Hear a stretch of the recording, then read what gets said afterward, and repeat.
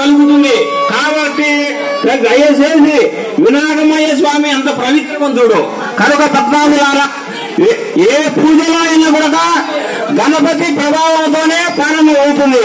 కనుక అటువంటి మహానుభావుని కించపరిచి ఏ విధమైనటువంటి మీరు బాధపరిచినా కూడా మీకు మంచిది కాదు. దయచేసి వేలం పాటలో పాల్గొని ఆ వేలం పాటలో యొక్క వినాయకమయ్య యొక్క తీర్థ ప్రసాదముగా భావించి ఆ లడ్డును వేలం పాటలో పాల్గొని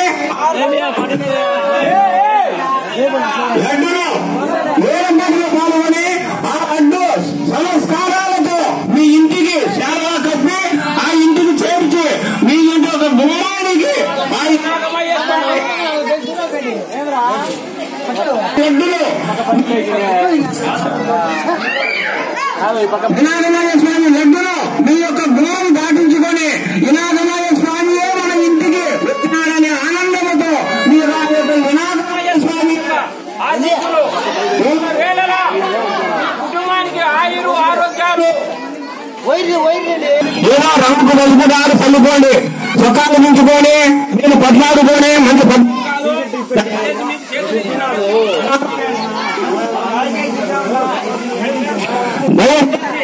కూడా వినాయకమయ్య స్వామి పండుగ పర్వదినం మన యొక్క ఉత్సాహంతో ఏదో రంగులు చల్లుకుంటారు చల్లుకోండి, కానీ ఆ చొక్కాలు చించుకోవడము మంచి పద్ధతి కాదు.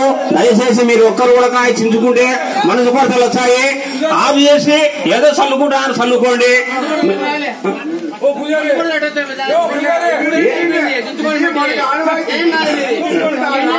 మీకు బాగుంటే సంతోషమే, దాని గురించి ఏం బాధలే.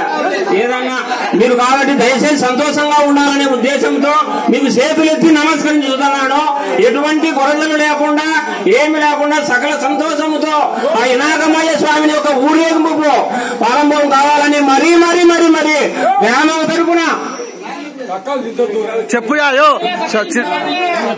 చించొద్దని చెప్పు. సకాలు దించుకోవద్దులన్నా మన ఇంటికి మంచిది కాదు నేను చెప్తానా.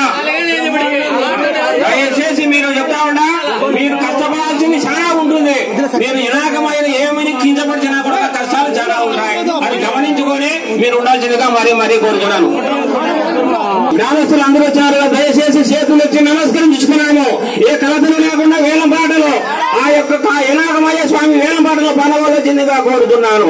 వినాయకమయ్య స్వామి భక్తాదులకు విన్నపము ప్రతి ఒక్కరు కూడా వినాయకమయ్య స్వామి సన్నిధికి రావాల్సిందిగా మరీ మరీ మరీ మరీ కోరుతున్నాము.